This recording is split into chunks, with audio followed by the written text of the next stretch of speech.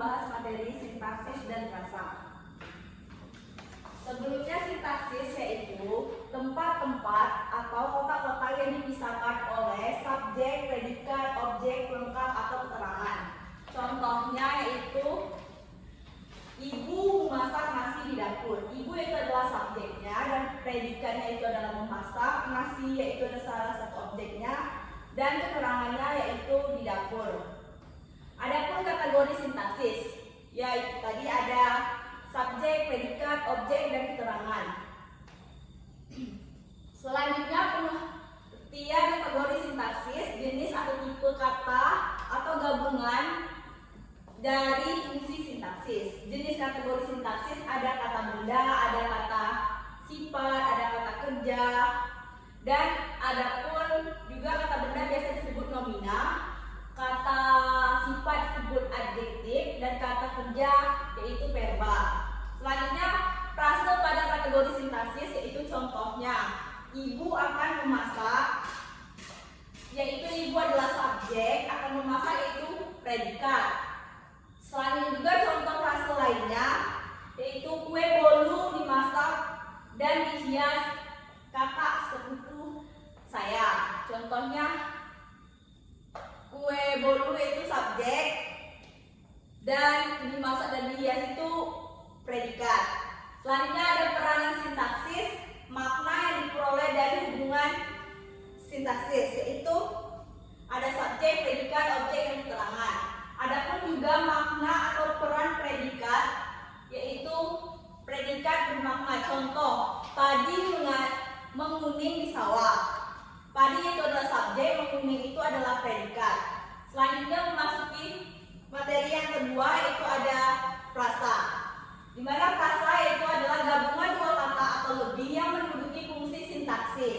Contohnya itu seperti subjek tadi yang mengandung subjek, objek, predikat, dan keterangan atau pelengkap. Contoh frasa itu adikku yang lucu sedang tidur di kamar sempitnya. Adikku yang lucu yaitu adalah subjek, di kamar sempitnya yaitu adalah predikat. Mohon maaf salah. Adikku yang lucu sedang tidur di kamar sempitnya. Adikku yang lucu yaitu subjek, sedang tidur yaitu predikat, di kamar sempitnya yaitu keterangan. Selanjutnya ada jenis-jenis frasa berdasarkan unsurnya. Ada frasa koordinatif dan frasa subordinatif. Frasa koordinatif yaitu frasa yang kedua unsurnya sederajat. Contohnya yaitu ibu bapak pergi pulang dan makan minum.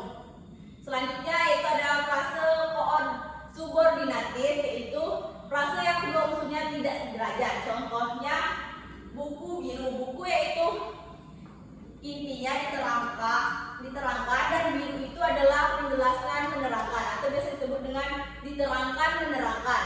Selanjutnya frase berdasarkan keutuhan sebagai frase yaitu ada frase eksosentris dan ada frase endosentris. Yang pertama frase eksosentris itu frase yang kedua unsurnya begitu dekat, jika dihilangkan maka tidak berterima. Contohnya yaitu ibu berbelanja di pasar.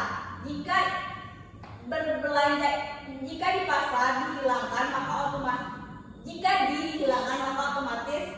menjadi ibu berbelanja pasar. Itu kan tidak masuk akal.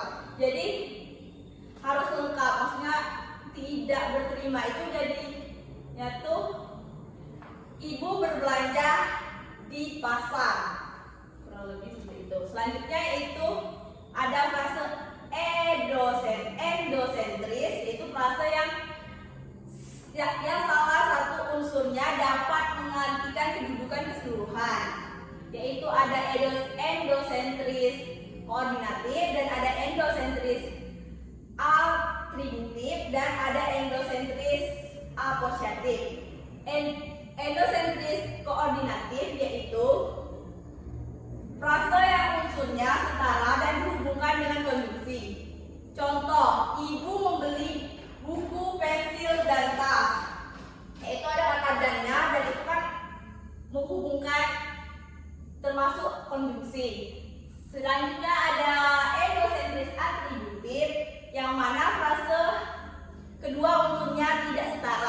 kembali dari frase sebelumnya, yaitu contoh, ibu membaca buku sejarah.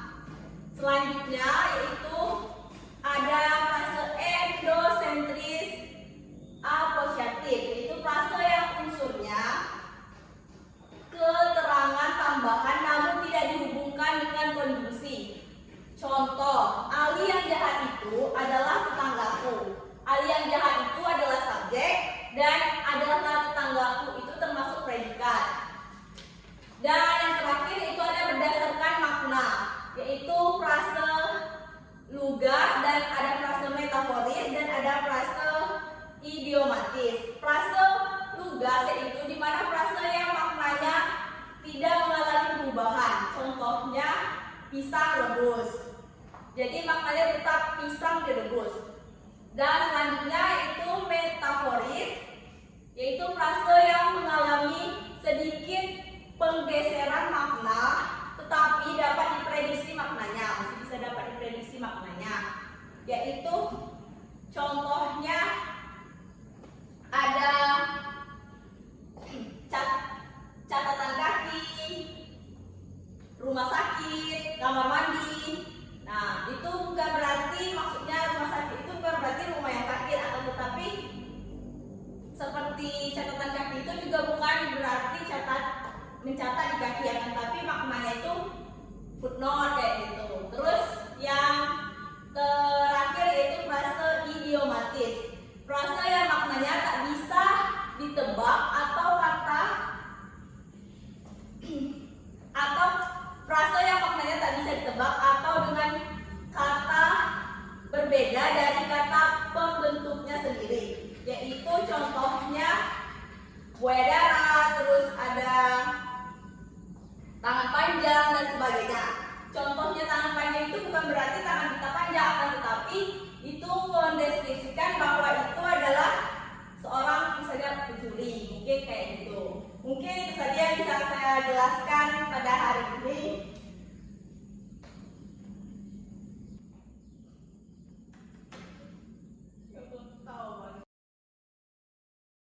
Mungkin itu saja